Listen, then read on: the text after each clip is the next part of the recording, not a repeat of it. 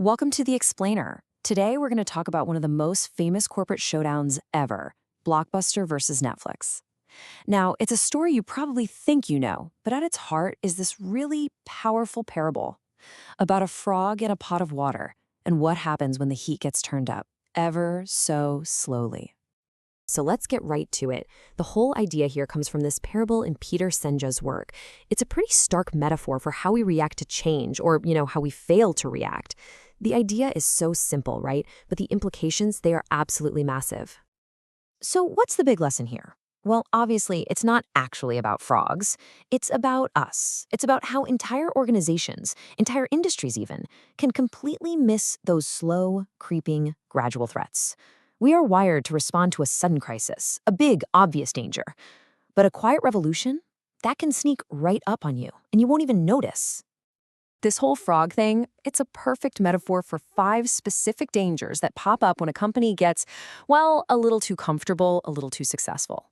Let's break down the stages of how a business can find itself in some seriously hot water.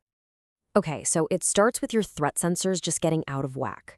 Then you fall into that classic trap. Hey, if it ain't broke, don't fix it, right? That leads you to start resting on your laurels, thinking your past success guarantees your future. And before you know it, you've lost the ability to adapt, which leaves you completely, totally vulnerable. It is a dangerously slippery slope. All right, let's make this real. We're going to look at the perfect case study for a company that was slowly boiled, Blockbuster.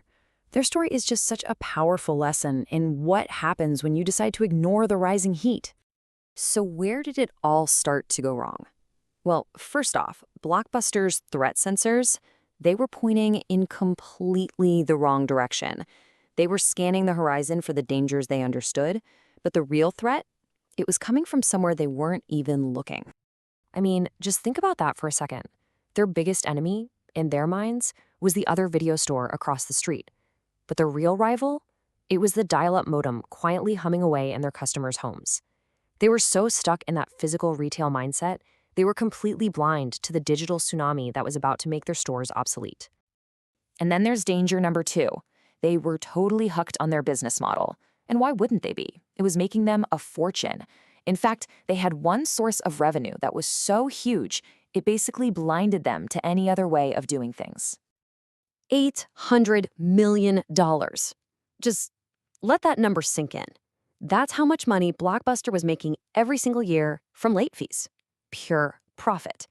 So you can imagine when this little upstart called Netflix comes along with a no late fees subscription model, Blockbuster didn't see innovation. No way. They saw a direct threat to their golden goose. And of course, with all that success, with all that money rolling in, comes danger number 3, just pure overconfidence, a sense of being invincible. They were the undisputed kings of home entertainment, and boy, did they act like it. They truly believed they had it all figured out. And this is the moment that's gone down in business history, the one everyone talks about. The year is 2000. Netflix, just a tiny DVD by mail service, offers to sell itself to Blockbuster for $50 million. And the Blockbuster executives, they reportedly laughed them out of the room. Laughed. They called Netflix a niche service. Wow, what an epic, epic miscalculation. And you know how this story goes. By the time they finally woke up and realized the danger, it was just too little, too late. Their attempts to go online were clumsy, half-hearted. And their greatest asset, all those thousands of stores, suddenly became their greatest liability, a massive anchor weighing them down while nimbler competitors just sailed right on by. So while Blockbuster is sitting there in the pot, totally oblivious to the rising temperature, who's at the stove turning up the dial? Yep, Netflix. They weren't just reacting to the changes happening around them, they were the change. Netflix basically did everything Blockbuster didn't. They totally got that the internet was the future. They looked at the number one thing customers hated, late fees, and they just got rid of them. But here's the most important part. They were willing to disrupt their own successful DVD business to pivot to streaming. They were always looking for what's next, even if it meant blowing up what was working right now. So when you boil it all down, what are we really looking at here? This isn't just a story about technology or DVDs and streaming, right? It's about 2 fundamentally different ways of thinking. It's inertia versus agility. I mean, look at this. It lays it all out perfectly. On one side, you have Blockbuster, reactive, stuck to the status quo, just focused on protecting today's profits.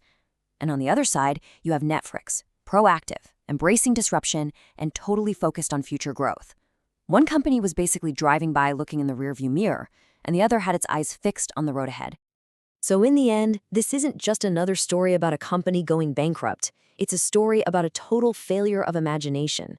It's a cautionary tale about complacency. The real lesson here is that you have to constantly question your own success before someone else does it for you. And that's really the question I want to leave you with. Take a look at your own world, your own company, your own industry. Can you feel the temperature of the water changing? And the more important question is, are you the frog or are you the one turning up the heat?